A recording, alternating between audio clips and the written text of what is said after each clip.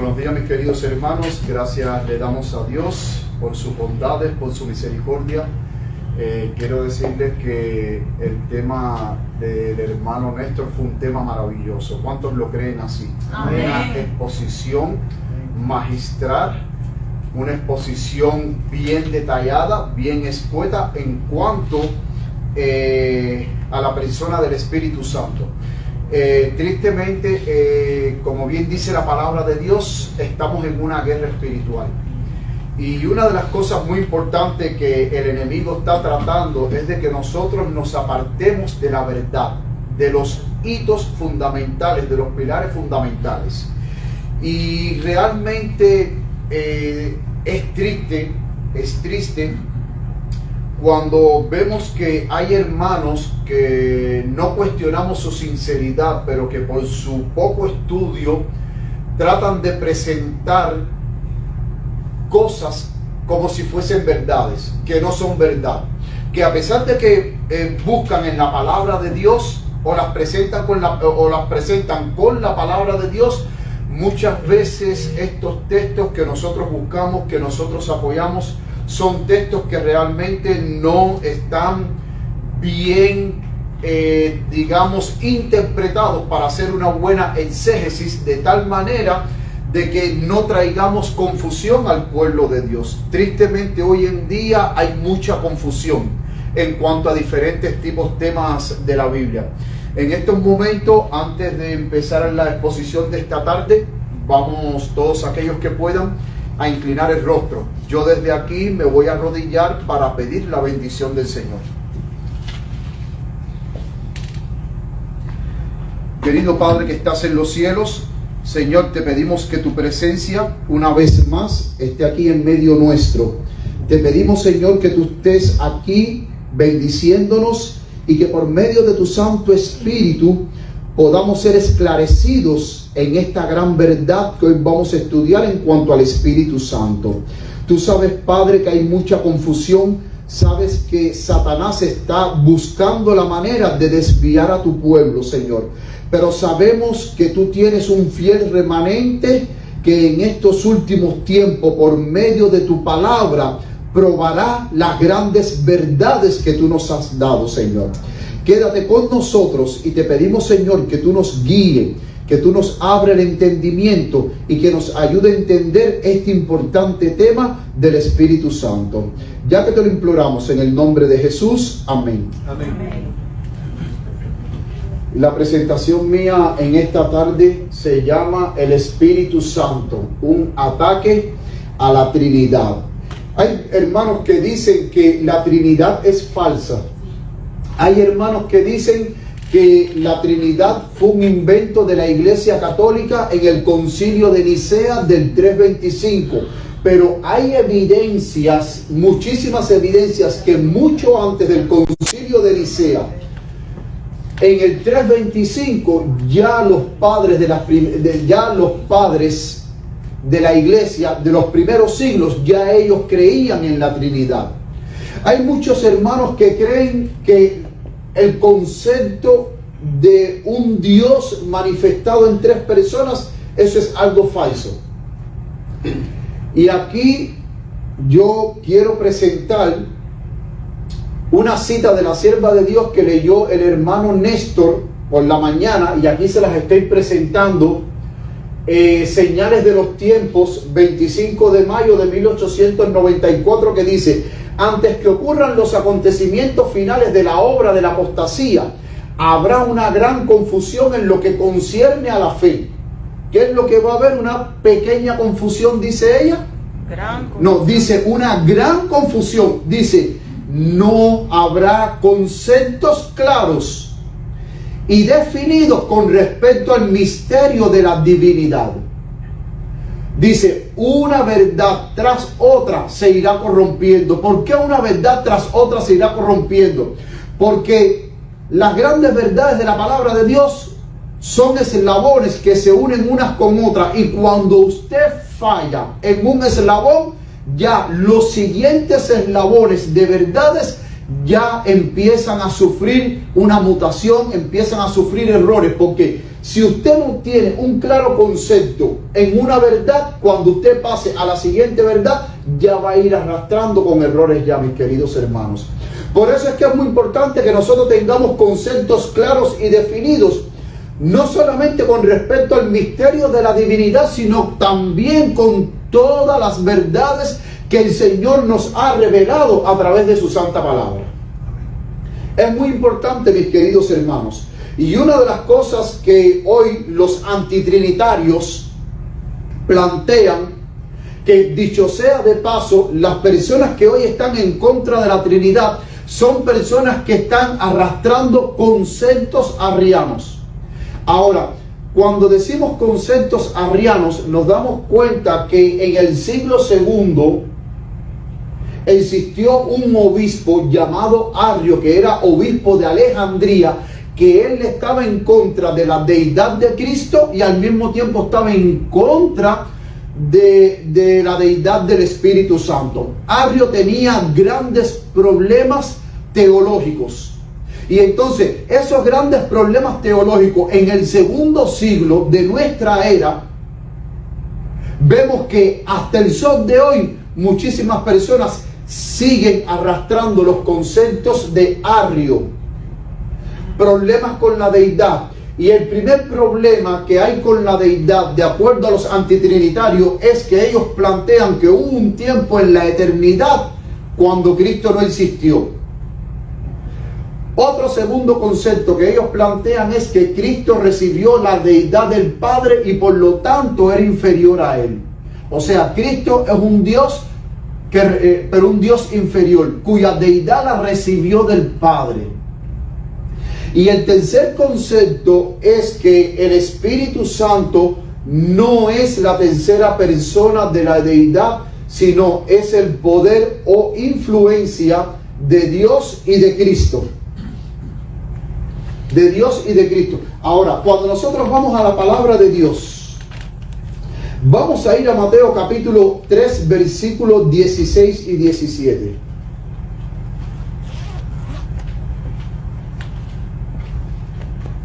Mateo 3, 16 y 17.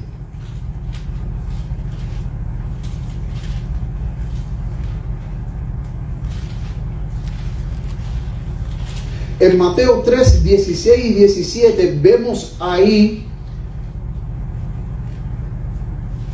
las tres personas de la deidad en el bautismo de Cristo. Miren lo que dice el versículo 16.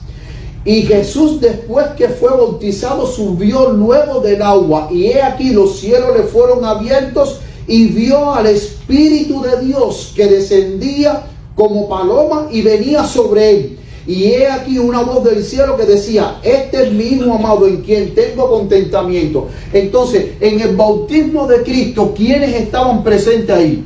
El Padre y el Espíritu Santo. Estaba el Espíritu Santo, que descendió en forma de paloma, pero también estaba el Padre, que el Padre habló y dijo: este es mi Hijo amado, el cual tengo, ¿qué cosa? Complacencia. Pero cuando nosotros vamos a Mateo 28, 19, los antitrinitarios dicen: Mateo 28, 19, eso fue añadido. Hermano, eso es un error. Mateo 28, versículo 19 no fue añadido. En los originales, en los manuscritos originales encontrados en la cueva del Qumran y otros manuscritos originales que también han sido descubiertos del Nuevo Testamento, el texto de Mateo 28, 19 sí está incluido en la fórmula bautismal. El papiro 52, llamado el papiro 52 de Chester Beatty. Chester Beatty fue la pareja que obtuvieron este papiro y lo clasificaron como el papiro número 52. Este papiro data del primer siglo de nuestra era. Y en ese papiro que data del primer siglo, que es lo más cercano, que tenemos del original griego del Nuevo Testamento, Mateo 28, 19 está ahí, donde dice: bautizándolos en el nombre del Padre, del Hijo y del Espíritu Santo. Los apóstoles conocían bien la fórmula bautismal. Y hay personas que dicen, no, solamente se debe de bautizar en el nombre de Cristo nada más, porque como no creen en el Espíritu Santo, te dicen, solamente se debe bautizar en el nombre de Cristo. Pero vamos a ver otra evidencia de las tres personas de la deidad, y eso lo podemos encontrar en 2 de Corintios. Vamos a 2 de Corintios. 2 de Corintios 13:14. Miren lo que dice 2 de Corintios 13:14. La gracia del Señor Jesucristo y el amor de Dios y la comunión del Espíritu Santo sea con todos vosotros. Amén. ¿Cuántas personas está mencionando Pablo ahí en su bendición a la iglesia? 3. No está mencionando 2, está mencionando 3, porque él dice, la gracia del Señor Jesucristo y el amor de Dios y la comunión del Espíritu Santo sea con todos ustedes. Amén. Amén. Él está pronunciando esa bendición a la iglesia de los Corintios. Entonces, ¿cómo vamos a decir que la Trinidad es falsa si aún podemos ver más evidencia de la Trinidad en el libro de Apocalipsis, capítulo 4 y el capítulo 5, que es la entronización de Cristo? Ahí vemos en el capítulo 4 al Padre que está sentado en el trono, pero como bien habló el hermano Néstor, ¿quién es los 7 espíritus que están delante del trono? ¿Quién es? El Espíritu Santo. No porque hayan 7 Espíritus Santos, sino porque el número 7 denota plenitud, perfección del Espíritu Santo. Y en el capítulo 5 se ve el león de la tribu de Judá que viene a desatar los sellos que el Padre tiene en su mano. Entonces, en el capítulo 4 y 5 de Apocalipsis, aquí podemos ver una clara referencia a la Trinidad, donde está el Padre, donde está el Espíritu Santo y también donde está Jesús. Y el capítulo 4 y 5 de Apocalipsis es la entronización de Cristo, cuando Cristo asciende al reino de los cielos. Muchas personas que son antitrinitarios, ellos dicen que los pioneros adventistas eran antitrinitarios. Y es verdad que los pioneros adventistas al principio ellos eran antitrinitarios porque ellos venían de diferentes confesiones religiosas. Elena G. de White era metodista, Guillermo Miller era bautista, José Bate y Jaime White eran de la Conexión Cristiana. O sea, los que conformaron el movimiento minerita eran cristianos de diferentes denominaciones que tenían diferentes pensamientos teológicos, tenían sus diferentes puntos de vista, pero después de 1844, ese pequeño grupo que quedó, Dios entonces tiene que empezar a educar ese pequeño grupo. ¿Para qué? ¿En qué sentido? De que ellos tenían que deshacerse de todos esos errores teológicos para entonces empezar a incorporar a ese nuevo movimiento las grandes verdades que Dios le iba a revelar. Entonces, este pequeño grupo, por ejemplo, ellos guardaban el domingo porque venían de diferentes confesiones religiosas que según para ellos el domingo era el día del Señor. Sin embargo, cuando descubrieron la verdad del sábado en la Biblia, ¿qué hicieron? Empezaron a guardar el sábado. Descubrieron la verdad del santuario.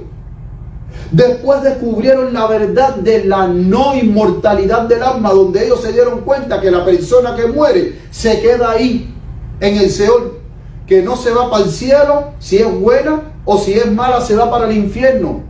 Y ellos esa creencia la tenían antes, pero cuando el Señor les muestra la verdad en cuanto al verdadero concepto y la verdad en cuanto al estado de los muertos, ellos abandonaron esa creencia.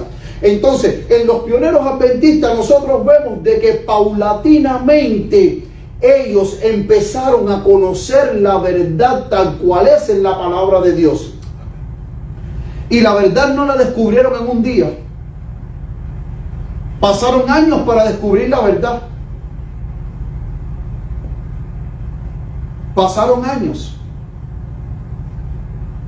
Noten que en 1846, ellos que guardaban el domingo, en 1846 fue que Elena G. de White conoció la verdad del sábado. 2 años después del chasco. En 1863 a la hermana White se le revela la reforma pro salud. En 1886 ya los pastores Jones y Wagner estaban predicando de la justificación por la fe, doctrina que los adventistas no conocían, y que cuando se presentó en 1888 en el Congreso, ellos desecharon, la mayoría de todos los delegados al Congreso desecharon la doctrina de la justificación por la fe. Entonces, la palabra de Dios dice que la senda de los justos, ¿cómo es? Como la luz de la aurora que ve en continuo aumento hasta que el día es perfecto. Ellos poco a poco empezaron a conocer la verdad, porque Dios se las iba revelando de acuerdo a ese concienzudo estudio que diariamente ellos hacían para encontrar la verdad en la palabra de Dios. Al principio es verdad que los pioneros adventistas eran antitrinitarios porque no entendían la doctrina de la Trinidad, no entendían la doctrina de Cristo. Pero poco a poco, a medida que ellos fueron estudiando más y más, ellos se dieron cuenta de los errores que ellos habían creído y que ahora tenían que abandonarlo para incorporar la nueva verdad. Les voy a poner un ejemplo. Jaime White era antitrinitario al principio. Sin embargo, miren ahora esta declaración de Jaime White en la Review and Herald, octubre 12 de 1876. Dice: los adventistas del séptimo día mantienen la deidad de Cristo tan cerca con los trinitarios que nos paramos de juzgar aquí. ¿Por qué él dice que se pararon de juzgar ahí? Porque al principio Jaime White, los pioneros adventistas, ellos empezaron a juzgar a todos aquellos que creían en la plena deidad de Cristo, en un ser existente por sí mismo, igual a Dios. Jaime White lo juzgaba, pero después, cuando era en la Biblia, él estudiando encontró de que realmente Cristo era igual a Dios y que tenía vida en sí mismo, que no derivaba ni proveía de nadie, sino que Cristo era autoexistente por sí mismo. Entonces, por eso es que él dice ahí: paramos de juzgar. ¿Pero por qué pararon de juzgar? Porque él dice que ya el asunto de la deidad de Cristo, ya ellos lo empezaron a comprender. Por eso es que él dice que ellos estaban tan cerca con los trinitarios. ¿Y por qué estaban tan cerca con los trinitarios? Porque ya Jaime White, su concepto errado que él tenía en cuanto a la persona de Cristo, su deidad, ya entonces empezó a cambiar. Ya entonces empezó a cambiar, mis queridos hermanos. Ahora, dentro de la deidad existe una unidad. Y tristemente hay hermanos antitrinitarios que cuando van a estudiar la palabra de Dios no estudian los originales para poder comprender mejor la palabra de Dios. Yo quiero que por favor que vayamos a Deuteronomio capítulo 6, versículo 4.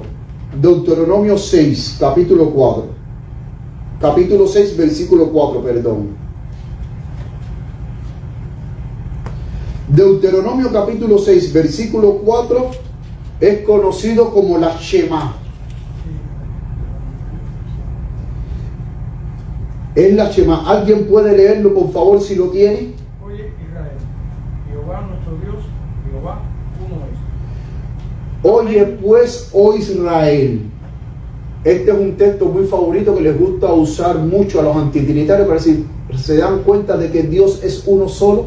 De que no hay más Dios, no hay un Hijo que es Dios, no hay un Espíritu Santo que es igual a Dios. Entonces dice, oye pues, oh Israel, dice, oye Israel, Jehová nuestro Dios, Jehová uno es. Este texto en el original hebreo dice Shema Yisrael, Adonai Elonuk, Adonai Ehad.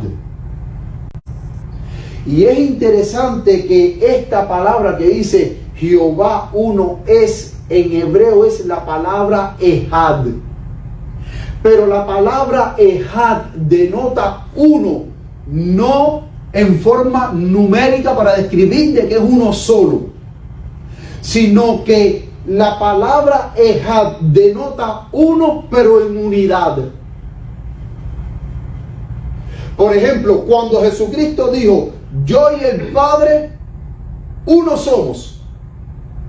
Esa unidad entre Él y el Padre, que son dos personas diferentes que lo hacen ser uno, eso es lo que es el Ehad, uno pero en unidad. Cuando hay unidad de pensamiento, unidad de propósito, unidad de acción, eso es Ehad. Ahora, vamos a ver otro texto para que ustedes vean dónde es que se utiliza la palabra Ehad, y vamos ahora a Génesis 2:24. Miren lo que dice Génesis 2:24.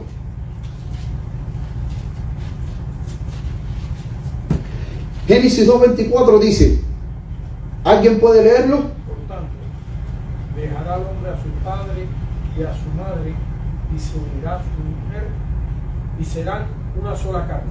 Esa palabra, una sola, la palabra que se utiliza ahí es la palabra Ehad. Yo quiero ahora hacerles a ustedes una pregunta.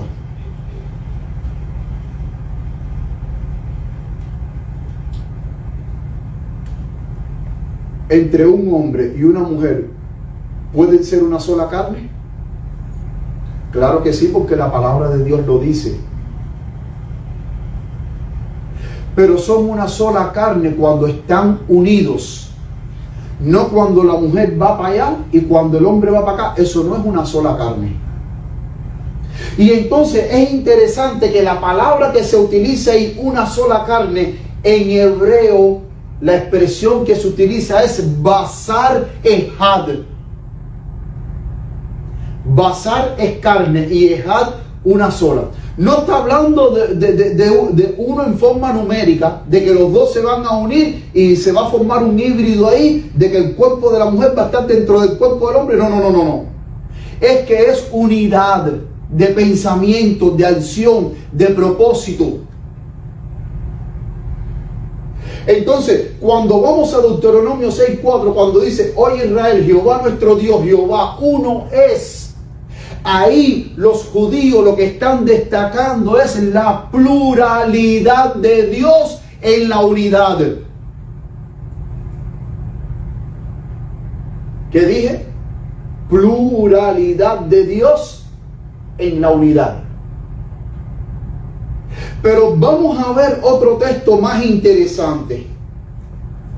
Génesis 1:1.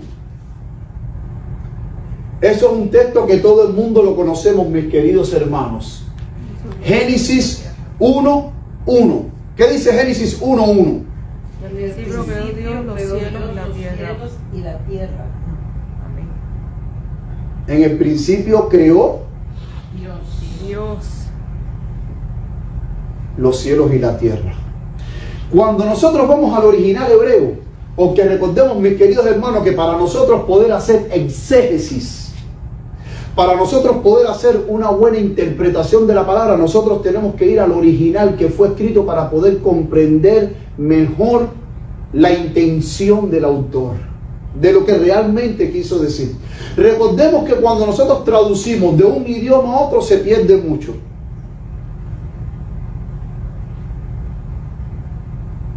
Y esto yo siempre pongo el ejemplo a mi esposa.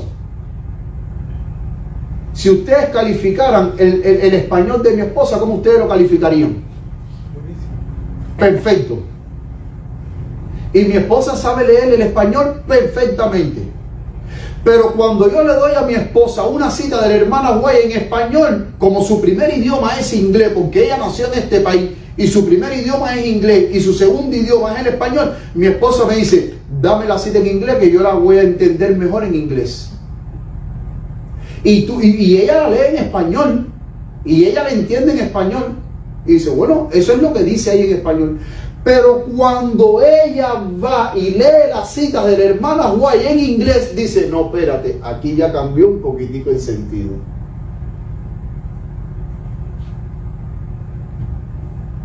Usted a mi esposa le puede dar cualquier cita de la hermana White en español que ella la va a leer.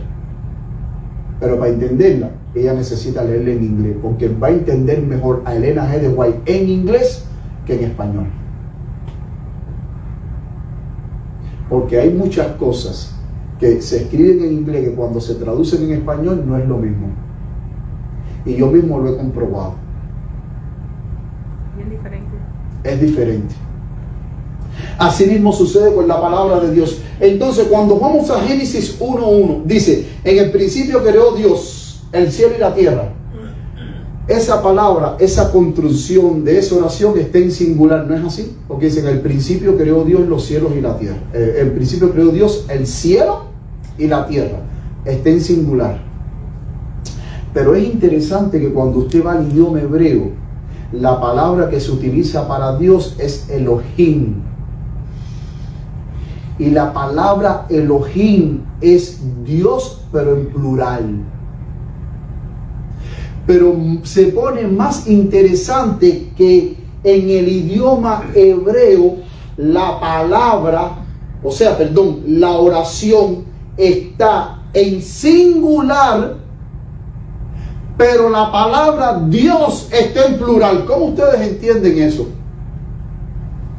Porque se supone que si usted va a utilizar el plural de Dios para decir, por ejemplo, dioses, debería decir, en el principio crearon los dioses, los cielos y la tierra. En plural se diría así. Sin embargo, en el hebreo, en el pensamiento hebreo, la oración completa está en singular, menos la palabra Dios, que está en plural, que utilizan la palabra Elohim, que es para el plural de Dios.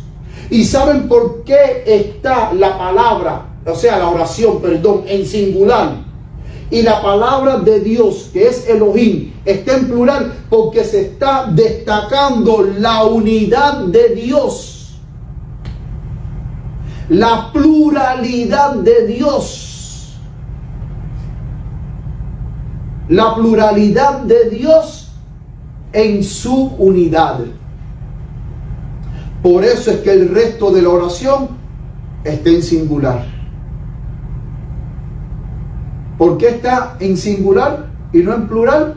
Porque destacan en la palabra Elohim, está destacando la pluralidad de Dios, pero en la unidad como si fuese de uno. Ahora, ¿en la creación estaba nuestro Señor Jesucristo? ¿Sí o no? Sí. Porque si vamos a Juan capítulo 1, en el versículo 1, ahí miren lo que dice aquí.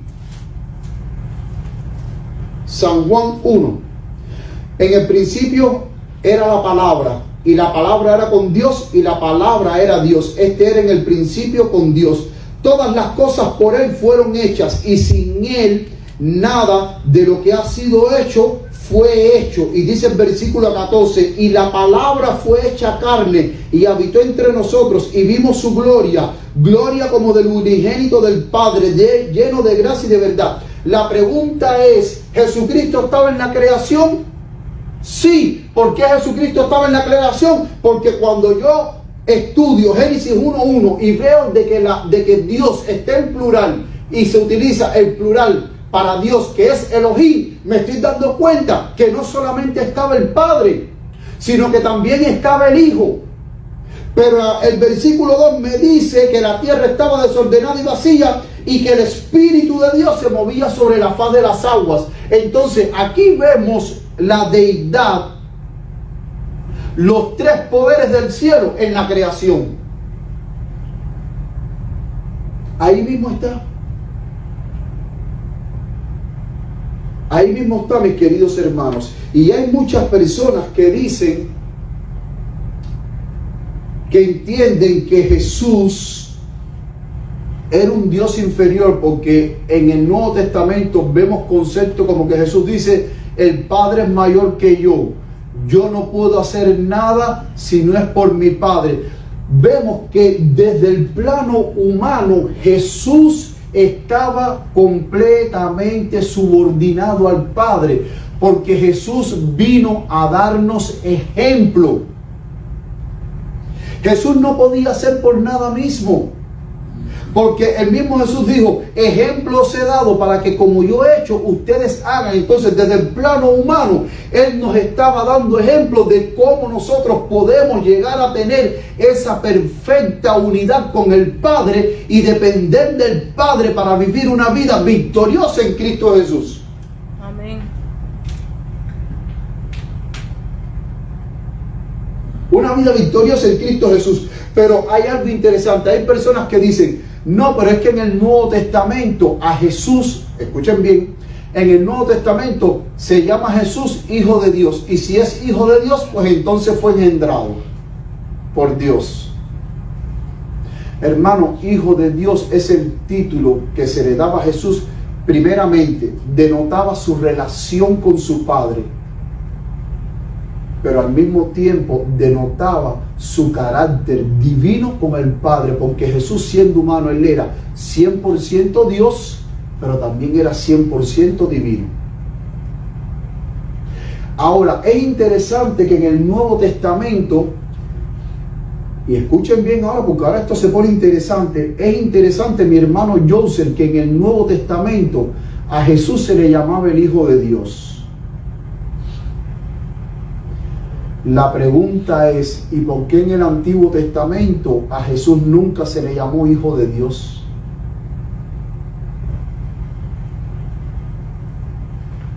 Yo quiero hacerle a usted una pregunta. ¿Jesús estaba en el Antiguo Testamento, sí o no?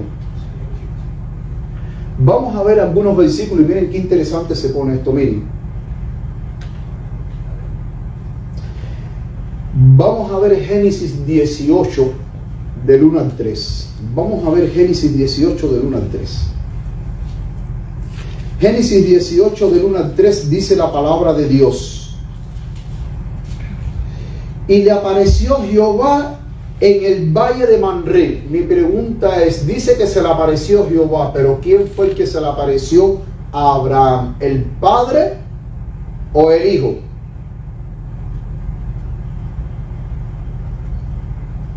Piensen bien lo que van a decir. Vamos a seguir leyendo. Y le apareció Jehová en el valle de Manré, estando él sentado, o sea, Abraham, a las puertas de su tienda en el calor del día. Y alzó sus ojos Abraham y miró, y he aquí 3 varones que estaban junto a él. ¿Junto a quién? A él. ¿A quién él? A Abraham. Y dice, y cuando los vio, salió corriendo de la puerta de su tienda a recibirlo y se inclinó hacia la tierra y dijo, Señor, si ahora he hallado gracia en tus ojos, te ruego que no pases de tu siervo. Es interesante que la palabra Señor aquí en los originales del Antiguo Testamento, la palabra que se utiliza para Señor es el nombre personal de Dios del tetragramatón. YHWH. El nombre personal de Dios para o sea, como decir Yahweh. Pero los judíos, por respeto al nombre de Dios, como ellos no sabían pronunciar esas 4 consonantes, ellos sustituyeron la palabra, o sea, el nombre personal de Dios por la palabra Adonai. Adonai significa el Señor, pero solamente esa palabra se utiliza como título para Dios, no como para una persona común como tú y yo. Por eso es que los judíos, por respeto, ellos sustituyeron el nombre personal de Dios del tetragramatón, esas 4 consonantes, YHWH por Adonai. Pero dice que cuando Abraham llegó, se inclinó en tierra, y la palabra, el verbo que utilizan para inclinarse en tierra, es una palabra que denota adoración. Y dice la palabra de Dios que el único que puede recibir adoración, ¿quién es? Es Dios. Alguien búsquenme por favor Juan capítulo 12, versículo 41. Juan 12, 41, por favor, si usted me lo encuentra. No, perdón. Juan 1, 18. Juan 1, 18.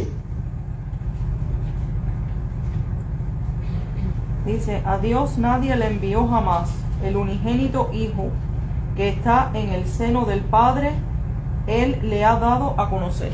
¿Alguien ha visto a Dios el Padre? No. ¿Alguien ha visto a Dios el Padre? Dice ahí que nadie jamás ha visto ¿a quién?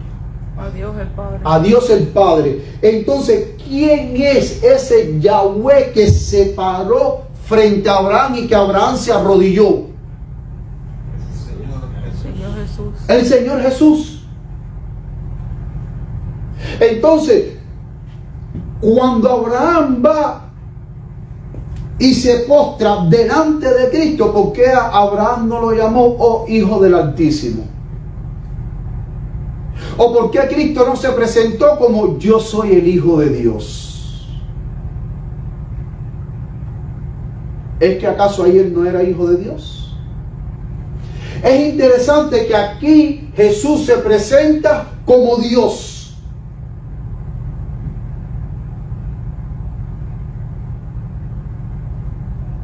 Vamos a ver otro ejemplo, Génesis 32:30. Génesis 32:30. Miren lo que dice Génesis 32:30. Dice, y llamó Jacob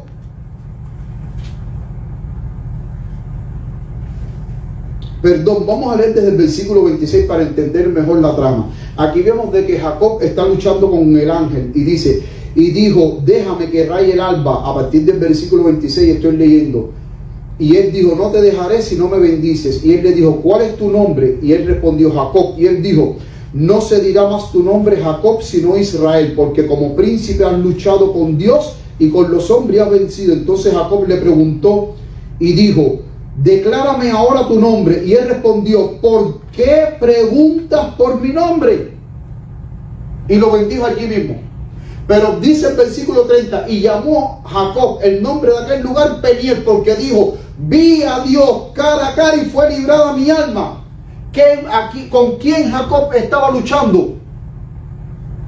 Con Cristo, porque si a mí, Juan 1:18 dice que al Padre nadie lo vio jamás, pero ahora Jacob entiende que con el ángel que él estaba luchando era con Dios, porque él dijo, vi a Dios cara a cara y fue librada mi alma. Significa que él estaba luchando con Cristo, pero cuando él le pregunta a Cristo, al ángel, dime tu nombre, es interesante que dice, ¿por qué preguntas por mi nombre? La pregunta es, ¿por qué Cristo no se presentó y dijo, yo soy el Hijo de Dios? Es interesante que siempre que Cristo se presenta en el Antiguo Testamento, nunca se presenta como el Hijo de Dios. Solamente Él se presenta en el Nuevo Testamento como el Hijo de Dios, pero nunca, Él siempre se presenta en el Antiguo Testamento como Jehová.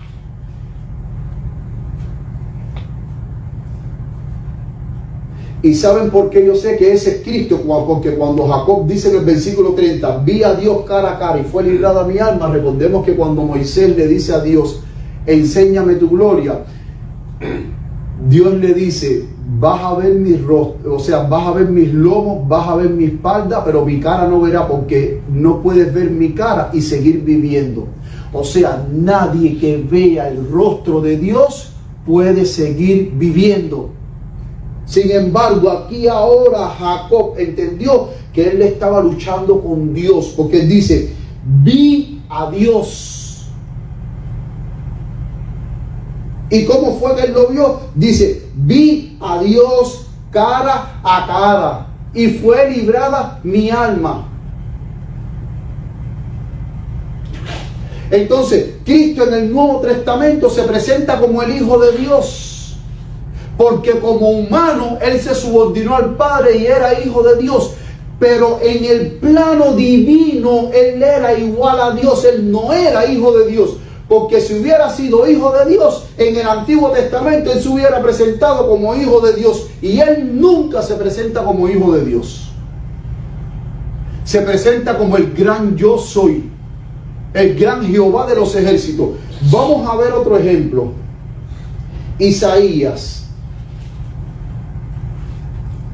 Un texto que mencionó nuestro hermano Néstor hoy por la mañana. Isaías 6 del 1 al 5.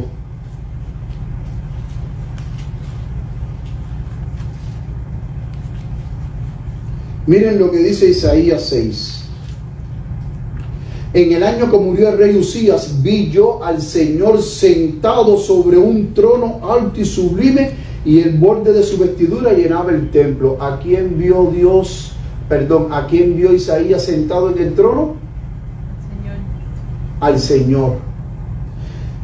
Por encima de él habían serafines, cada uno tenía 6 alas, con 2 cubrían su rostro y con 2 cubrían sus pies, y con 2 volaban. Y el uno al otro daban voces diciendo, Santo, Santo, Santo Jehová de los ejércitos. La pregunta es, cuando Isaías vio al Señor sentado en su trono, dice que él vio unos seres que tenían 6 alas, que decían al que estaba sentado en el trono, Santo, Santo, Santo Jehová de los ejércitos, toda la tierra está llena de su gloria.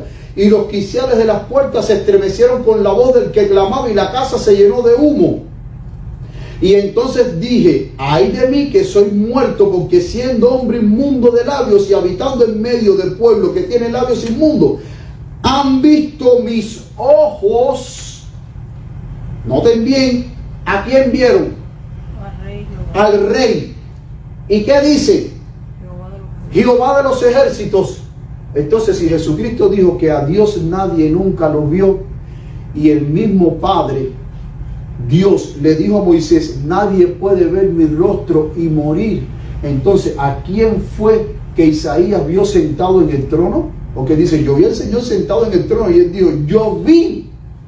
Aquí lo dice el versículo 5, hermano. Ahí lo dice, yo no estoy mintiendo.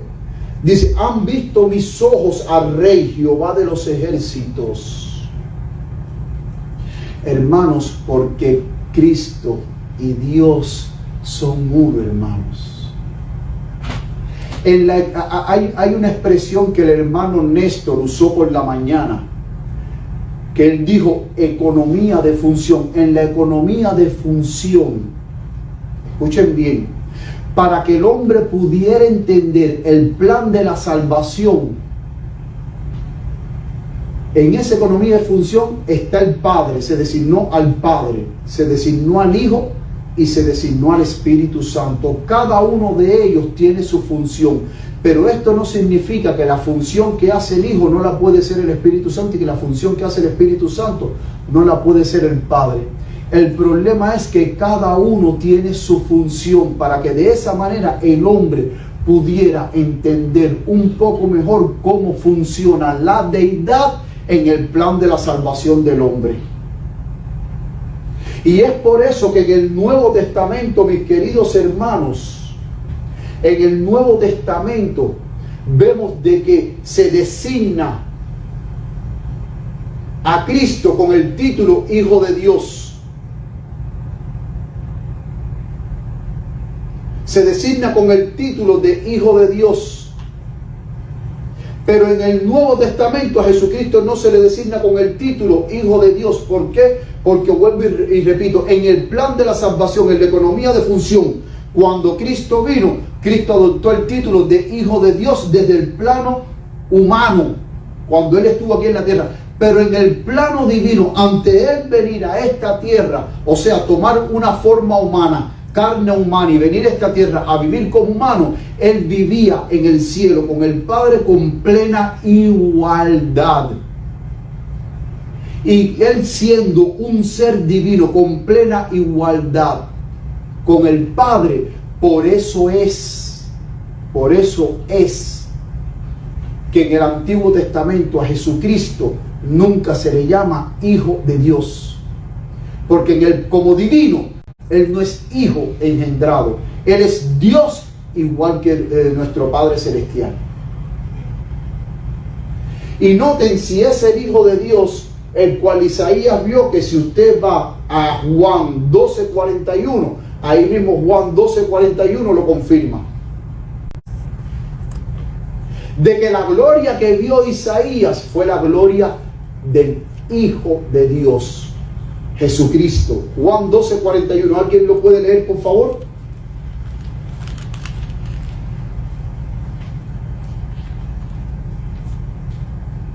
Dice, Isaías dijo esto cuando vio su gloria y habló acerca de él.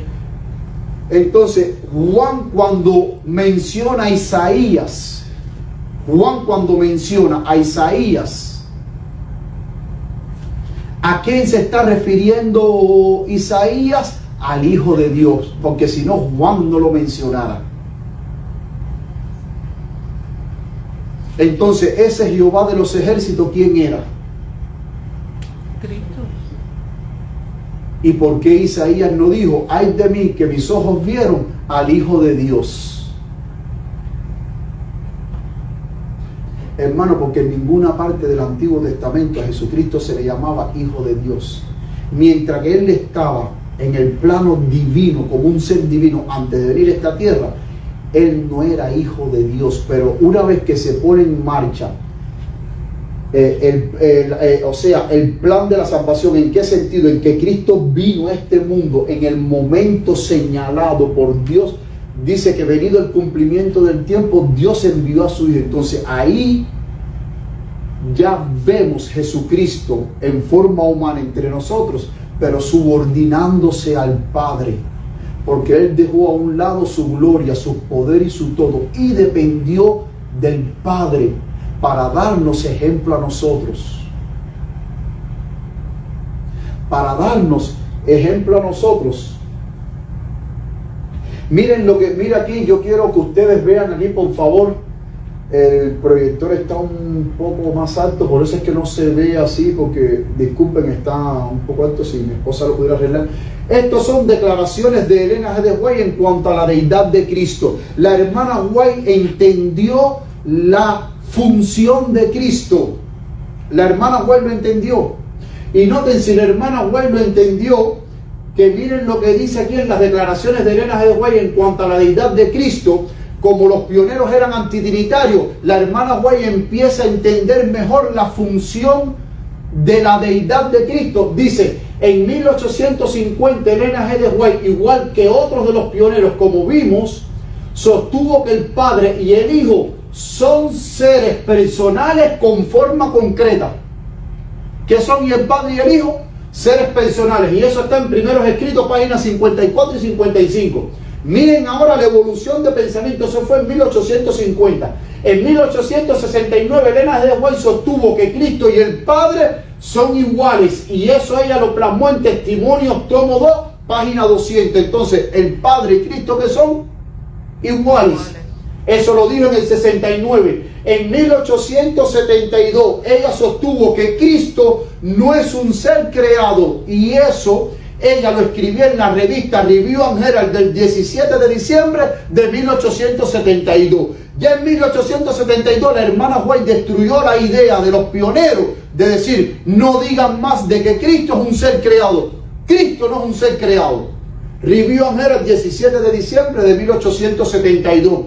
En 1878 ella declaró que el Hijo es eterno, y lo escribió en la Review and Herald del 8 de agosto de 1878. También lo escribió en la Carta 37 en 1887, y después lo volvió a escribir en la revista del Instructor Joven del 31 de agosto de 1887. Ella dijo, Cristo es eterno.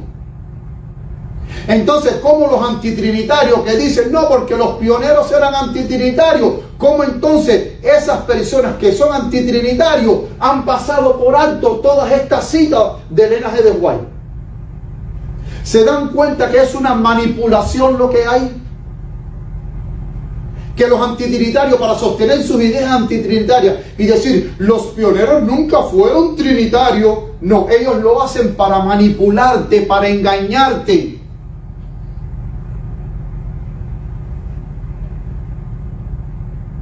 Aquí está nuevamente ella dice, aquí está nuevamente la idea. Cristo estuvo unido con el Padre desde toda la eternidad, y eso ella lo escribió en la revista Señales de los Tiempos del 2 de agosto de 1905.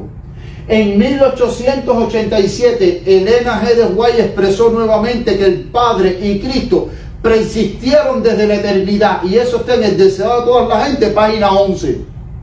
¿Cómo entonces los antitrinitarios van a pasar por alto todo esto?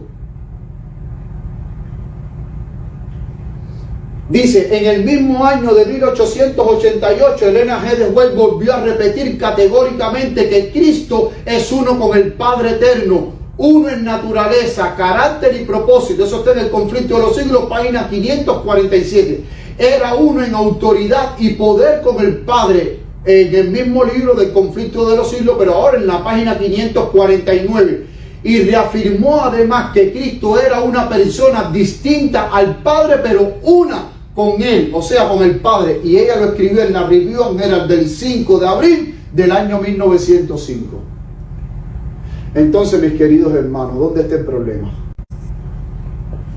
En que estas personas antitrinitarias manipulan los textos de la Biblia, pero también manipulan los escritos de los pioneros.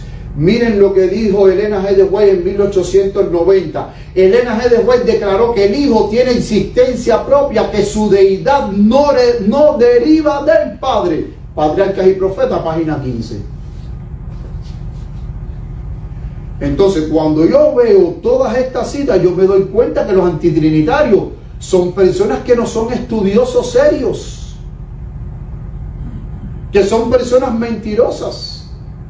Son personas embusteras.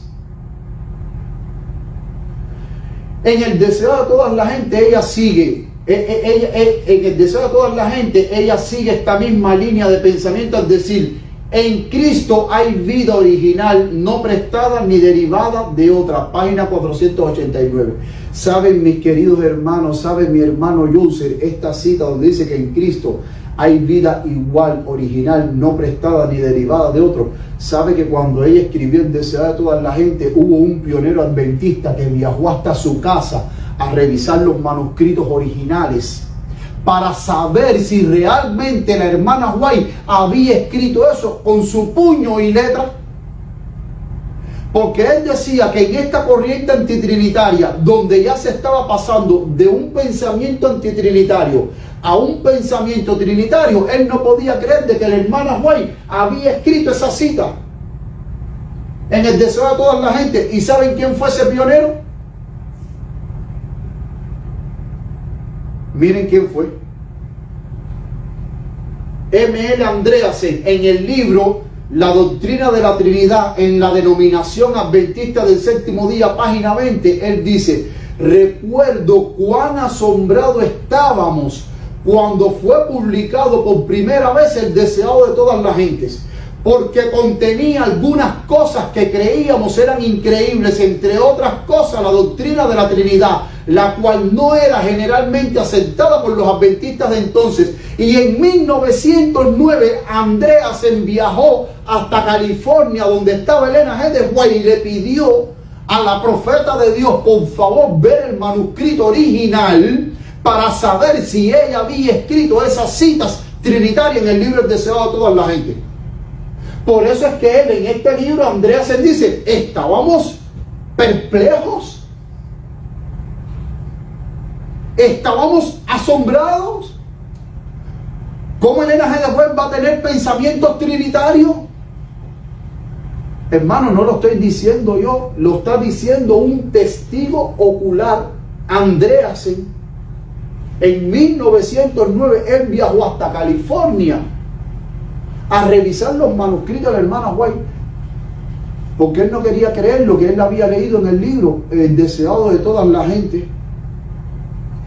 Ahora, hay una cita que utilizan mucho los antitrinitarios del pastor William Warren Prescott, Review and Herald, 14 de abril de 1896. Mira lo que creía el pastor William Warren Prescott. Dice: como Cristo nació dos veces, refiriéndose como Cristo nació dos veces, que en la eternidad Cristo nació y después como humano volvió a nacer, porque acuérdense que ellos tenían el pensamiento de que Cristo fue engendrado. Dice, como Cristo nació dos veces, una vez en la eternidad, el unigénito Hijo del Padre, y otra vez en la carne, de este modo uniendo lo divino con lo humano en el segundo nacimiento. Así que nosotros que hemos nacido una vez ya en la carne, estamos para tener el segundo nacimiento habiendo renacido en el Espíritu. Entonces los antitrinitarios te dicen: mira, Warren Prescott era antitrinitario, pero lo que nunca los antitrinitarios te van a citar es que después William Warren Prescott,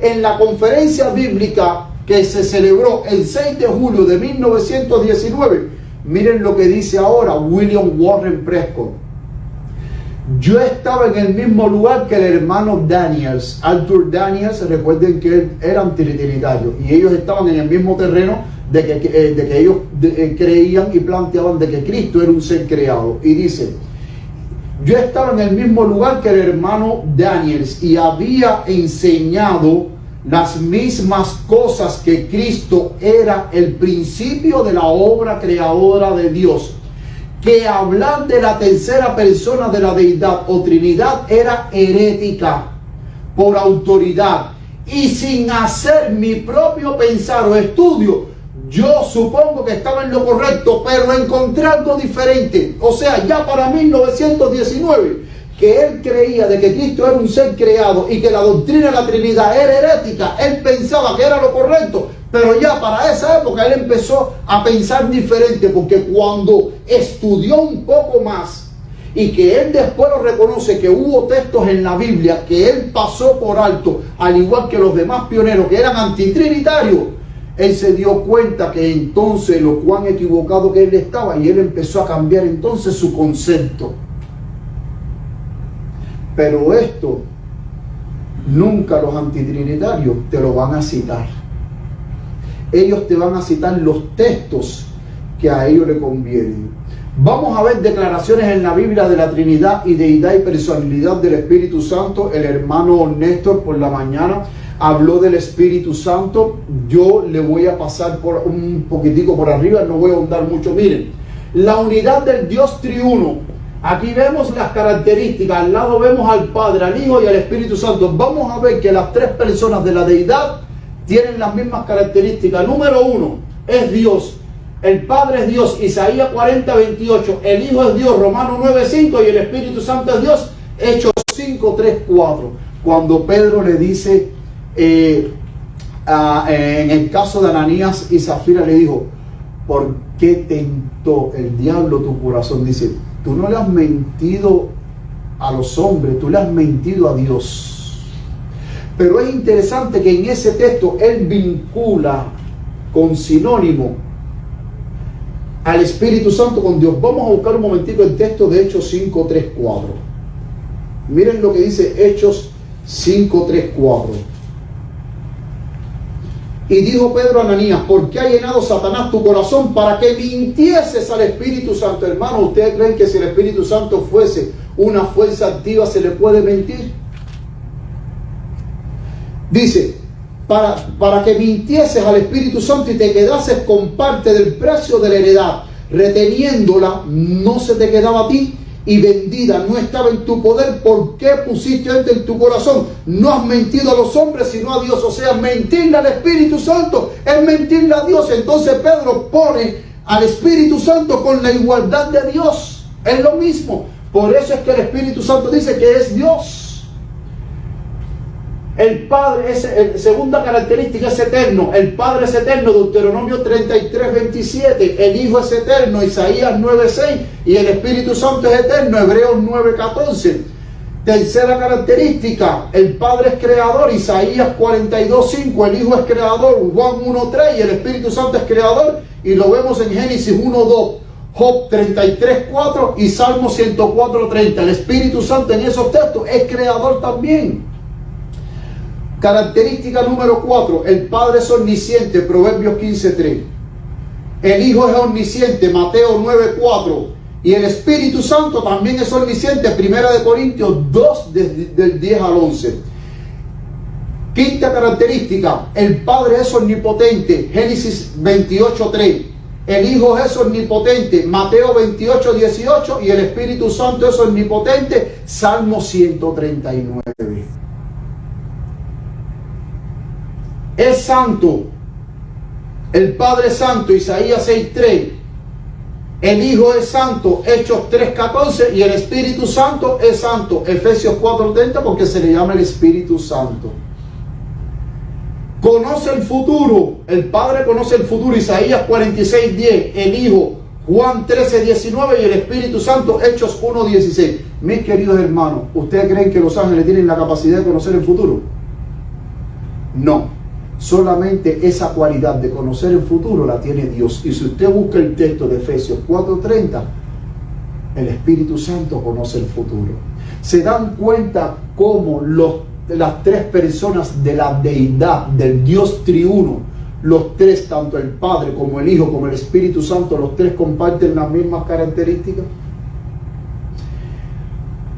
El Padre es verdad, Deuteronomio 32:4. El Hijo es verdad, Juan 14:6. Yo soy el camino, la verdad y la vida. Pero el Espíritu Santo es verdad, Juan 16:13. ¿Alguien puede buscarme, por favor, Juan 16:13?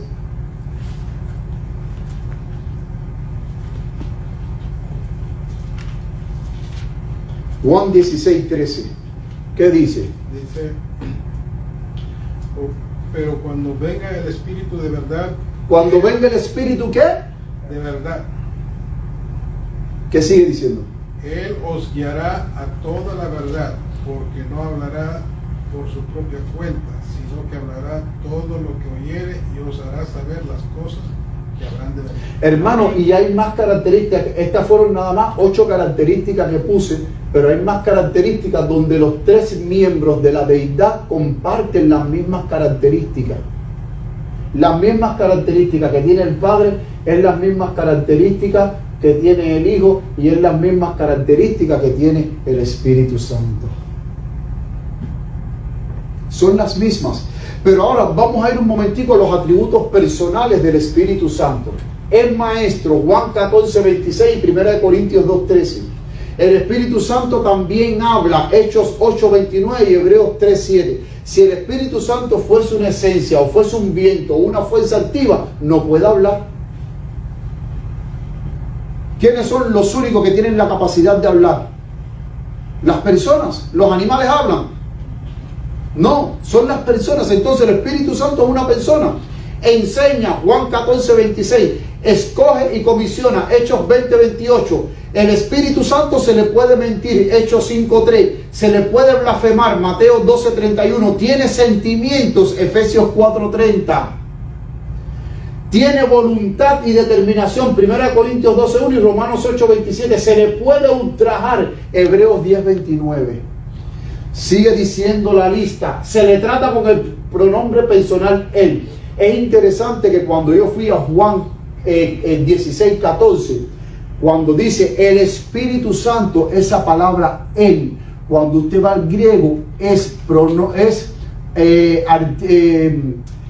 con el pronombre personal él, pero es un artículo definido. Tercera persona. El artículo que utiliza Juan ahí para referirse al Espíritu Santo es el artículo definido.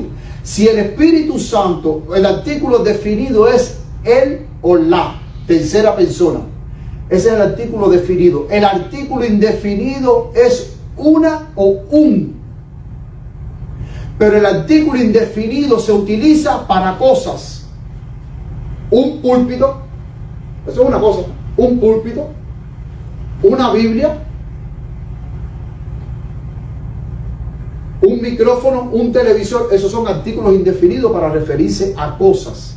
Pero Juan pone el artículo definido él para referirse de que no es una cosa, es una persona. Por ejemplo, artículo definido, el carpintero. Cuando yo digo el carpintero, ¿me estoy refiriendo a una cosa o a una persona? Una persona. El plomero, ¿me estoy refiriendo a una cosa o a una persona? Una persona. La bailarina, ¿me estoy refiriendo a una cosa o a una persona? Persona. A una persona. Eso es artículo indefinido, pero Juan utiliza el artículo definido. Convence Juan 16:8 y Génesis 6:3. Escudriña 1 Corintios 2, 10, 11. Prohíbe Hechos 16, 6 y 7. Lo que le habló el hermano Néstor en esta mañana. Es consolador, Juan 14, 16. Intercede, Romanos 8, 26. Lo que le habló el hermano Néstor. Es interesante que cuando la palabra interceder, ahí se utiliza en el sentido, y vamos a buscarlo para ver. Romanos 8, 26. Miren lo que dice Romanos 8, 26.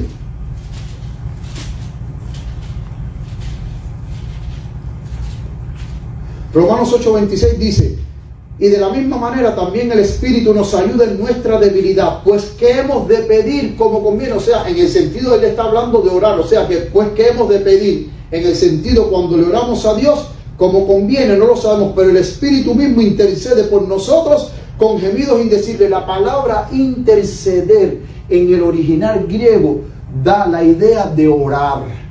O sea, el Espíritu Santo ora, porque como Él ve que nosotros muchas veces no sabemos cómo pedir y no pedimos convenientemente, es como que parece que Él ora en nuestro lugar. Ese es el sentido de la palabra interceder en el original griego. Llama, Apocalipsis 22, 17. Guía, Gálatas 5, 18. Se entristece, Efesios 4, 30.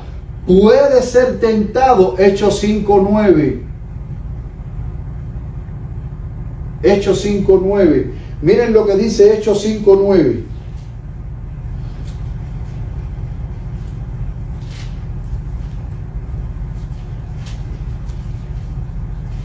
Hechos 5, 9 dice: y Pedro le dijo, ¿por qué os pusisteis? Dice, y Pedro le dijo, porque os pusisteis de acuerdo para tentar al Espíritu del Señor. He aquí a la puerta los pies de los que han sepultado a tu marido y te sacarán a ti.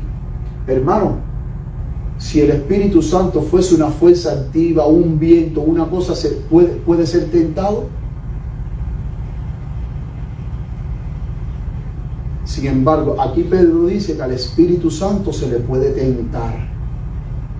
Estos son los atributos personales del Espíritu Santo. Mis queridos hermanos, no hay duda de que el Espíritu Santo es una persona. Pero es una persona, pero es un ser divino, porque todos estos atributos que nosotros vemos aquí, hermanos, eso solamente lo puede hacer una persona. Eso no lo puede hacer el viento, eso no lo puede hacer un animal, eso no lo puede hacer un perro, eso no lo puede hacer un caballo, eso no lo puede hacer un burro. Eso solamente, todos estos atributos se encuentran en una persona. Ahora, vamos a ver para ya terminar ya qué creían los pioneros adventistas en cuanto a la Trinidad. Porque vuelvo y repito, los antitrinitarios ponen los textos cuando la iglesia adventista estaba empezando, que los pioneros eran antitrinitarios, pero lo que ellos nunca te van a citar, mi querido hermano Jorge, son los textos de los pioneros cuando ellos cambiaron su concepto de ser antitrinitarios a una posición trinitaria, cuando ellos estudiaron mejor el tema y escudriñaron mejor el tema. Miren aquí lo que dice aquí, esta cita de la hermana White, Testimonios Especiales, serie A, número 10, página 37, ¿de qué año? 1897. Miren lo que dice aquí y noten ustedes, mi hermano Joseph, el por qué hoy en día los antitrinitarios atacan al Espíritu Santo. Míralo aquí. El príncipe del poder del mal. ¿Quién es el príncipe del poder del mal? Satanás dice: puede ser mantenido en jaque únicamente por el poder de Dios. ¿En qué persona? En la tercera persona de la deidad. ¿Y quién es esa tercera persona de la deidad? El Espíritu Santo. Por eso es que hoy los antitrinitarios atacan al Espíritu Santo. ¿Por qué? Porque Satanás no quiere que tú comprendas que la única persona que lo mantiene a él en jaque es el poder de Dios, pero en la tercera persona de la deidad. ¿Y quién es esa persona, la persona de la deidad? El Espíritu Santo. Por eso es, mis queridos hermanos, por eso es que es el ataque de todos estos antitrinitarios, de atacar a la tercera persona. Miren lo que dice aquí, manuscrito 20, 1906. El Espíritu Santo tiene una personalidad, de lo contrario no podría dar testimonio a nuestros espíritus y con nuestros espíritus de que somos hijos de Dios.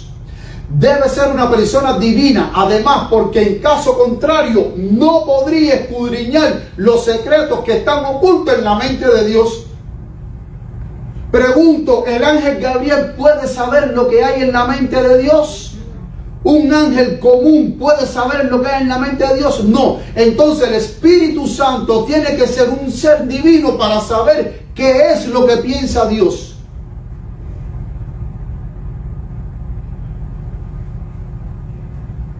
¿Están de acuerdo conmigo?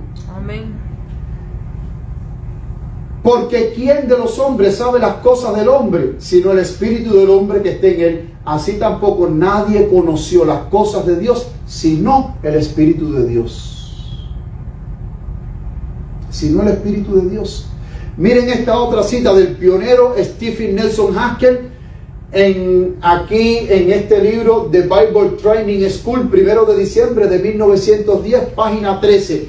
El Espíritu Santo tiene una personalidad y está representado como una inteligencia. Es evidente que el Espíritu Santo es parte ¿de qué? De la Trinidad. Dímelo alto que no te oí. De la Trinidad. No te escuché todavía, sigue. De la Trinidad. Es parte de la Trinidad y representa plenamente ¿a quién? Dios y A Dios y a Cristo.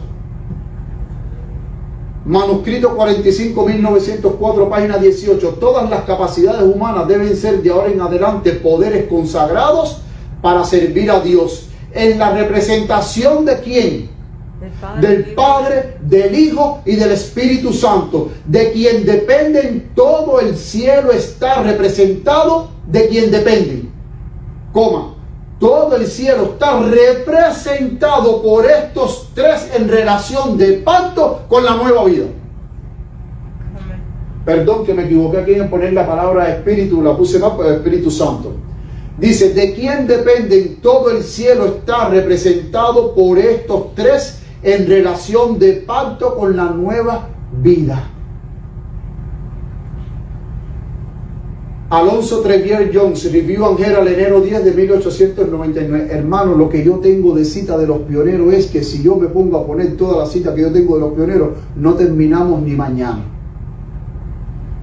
Es abundante, es abrumadora la evidencia que yo tengo de los pioneros adventistas, el concepto trinitario que ellos tenían, porque ellos cambiaron, vuelvo y repito, de la posición antitrinitaria a una posición trinitaria. Cuando estudiaron más cabalmente el tema de la deidad de Cristo y el papel del Espíritu Santo. Dice Alonso Trevier Jones, quien quiera que sea bautizado con el Espíritu Santo es así bautizado en la unidad de Jesucristo, porque por un solo Espíritu somos todos bautizados en un solo cuerpo. Dios es uno, Jesucristo es uno, el Espíritu Santo es uno, y estos tres son uno. No hay disensión ni división entre ellos. ¿Qué es lo que no hay entre ellos? Ni división ni disensión. Nos queda este slide y otro más. Stephen Haskell, The Bible Training School, febrero de 1906, página 156. ¿Qué dice? La doctrina de la Trinidad es verdadera cuando se entiende correctamente, y eso es lo que los antitrinitarios no han logrado comprender. La doctrina de la Trinidad correctamente, hermanos. son uno en naturaleza, uno en propósito. Y tan perfecta es esa unión que Cristo dijo: yo y mi Padre uno somos. Miren lo que dijo el pionero. Al principio Urias Smith era antitrinitario, pero después, cuando se embarcó a estudiar el tema de la deidad, lo comprendió después. Miren lo que dijo Urias Smith en el boletín diario de la Conferencia General 18 de marzo de 1891. Y tengo más citas de Urias Smith. Esta no es la única. De Urias Smith lo que tengo.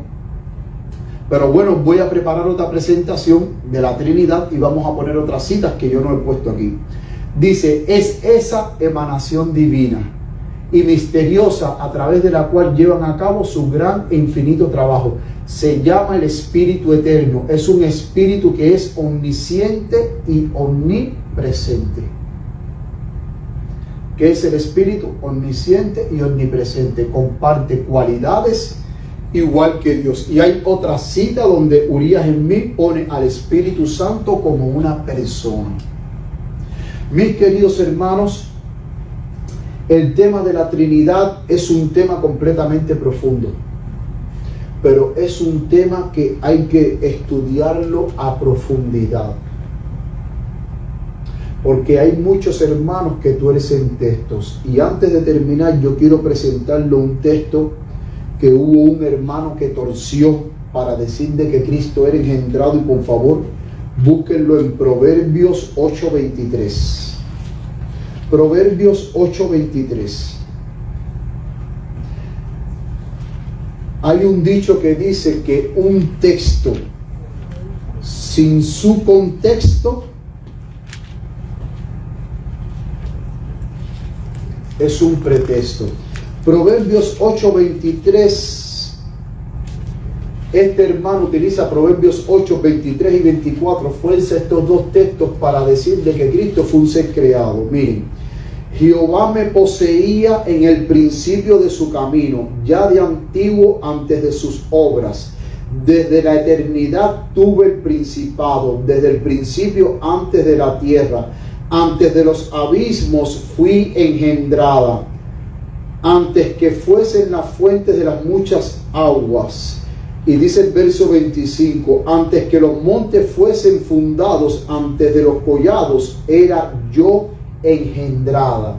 Mi pregunta es: cuando a ti alguien te dice engendrada, ¿de qué se está hablando ahí? ¿De una persona masculina o de una persona femenina?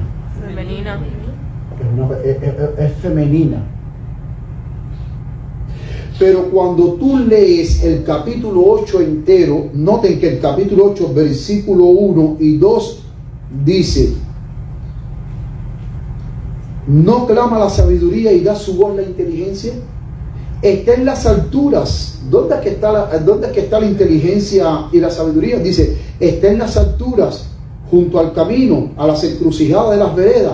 Se pone de pie. Pregunto: ¿la sabiduría se pone de pie? ¿La sabiduría es una persona? No. Pero es interesante que aquí Salomón está de una manera metafórica. Él está personificando a la sabiduría. Recordemos que todo el libro de Proverbios, una de las cosas que Salomón habla y que nos insta es a buscar la sabiduría, pero la sabiduría de Dios. Entonces, en todo el versículo, en todo el capítulo 8, y cuando usted lee el capítulo 8 entero, incluyendo el verso 23, 24, lo que está hablando es de la sabiduría. Y el verso 23, 24 y 25 está hablando de la sabiduría de Dios cuando Dios fundó este mundo. Y lo hizo todo, todas las obras de Dios en la creación provino de una mente sabia, una mente inteligente. Noten si es así que cuando usted va al capítulo 9 de Proverbios, ahí Salomón sigue hablando de la sabiduría y la personifica, porque dice: la sabiduría edificó su casa, labró sus 7 columnas, mató a sus víctimas, mezcló su vino y puso su mesa. Pregunto: ¿la sabiduría puede tomar? No. Entonces aquí Salomón está de una manera metafórica personificando a la sabiduría. Entonces Proverbios capítulo 8, del 23 al 25, esos textos no están hablando del engendramiento de Cristo, porque la palabra engendrada está en femenino. Y cuidado con decirte que Cristo es femenino.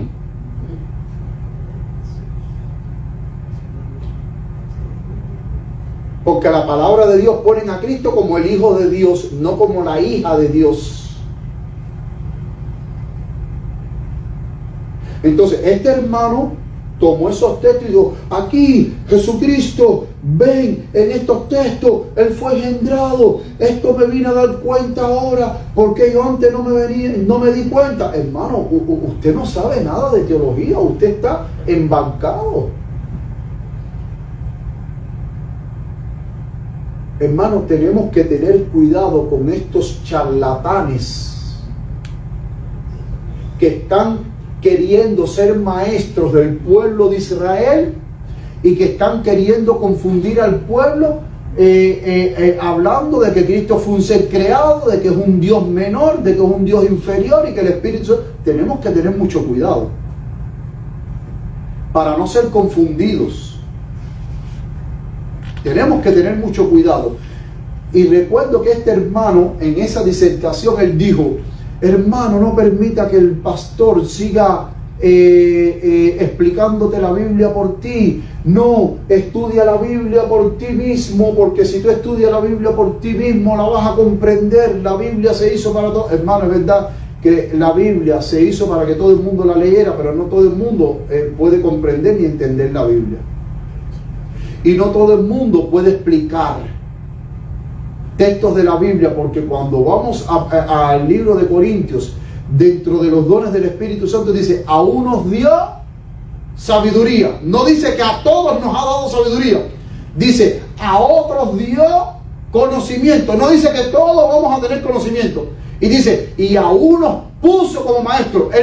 Ahí no dice de que el Espíritu Santo, todo el mundo los va a poner como maestro. No. Hay personas que sí tienen la capacidad, que el Espíritu Santo le ha dado el don, le ha dado el conocimiento para entender la palabra de Dios, pero también el Espíritu Santo le da el conocimiento, le da el don de ser maestro para explicar la palabra de Dios. Pero no todo el mundo puede explicar la palabra de Dios. No se dejen engañar. Porque si todo el mundo pudiera entender la palabra de Dios, pregunto, ¿por qué el mundo evangélico no se ha dado cuenta de que el sábado es el día del Señor? Hermano, y eso más claro que el agua no puede estar. ¿Por qué el mundo evangélico no se ha dado cuenta de que la ley de Dios es eterna? Y estamos hablando de millones de evangélicos. Porque dentro de las ramas evangélicas, la rama más fuerte dentro del mundo pentecostal es la rama Asambleas de Dios, con más de 54 millones de seguidores. Y esos 54 millones de seguidores no entienden, no acaban de entender de que el sábado es el día del Señor y está aquí claro. Entonces, cualquiera puede leer la Biblia. Cualquiera puede leer la Biblia. Pero no todo el mundo puede entender la Biblia ni explicar la Biblia. Porque recordemos que el Espíritu Santo reparte como según Él quiere.